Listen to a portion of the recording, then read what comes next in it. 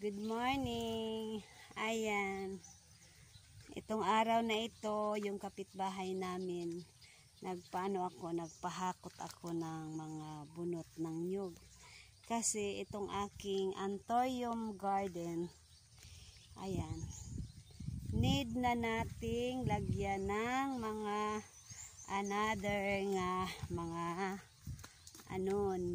bunot. At dito banda, tataniman ko kasi ibang klaseng bulaklak ito. Ito'y peace lily at mga iba-iba. Ipakuha ko ito kay Papa para dito na portion mga anthurium lang. Kasi glory to God, nagamit ko na ito sa aming chapel. Ayan. Nagbibigay na sila ng bulaklak ang iba. Ayan. At ito, naisipan ko kay medyo makapal na. I-propagate ko dito na banda, kaya wala pa, at saka doon. That's why yung kapitbahay namin dito pagkuha ako ng mga bunot. Ano ba yung bunot sa Tagalog? Ayan.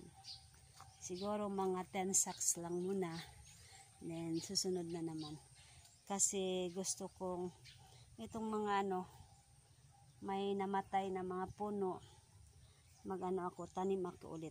Kasi may may dami ng mga similya.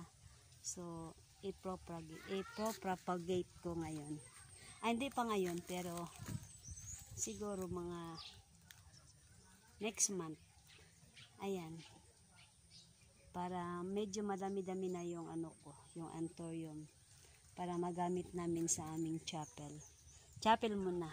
Huwag muna sa parokya kasi liit pa.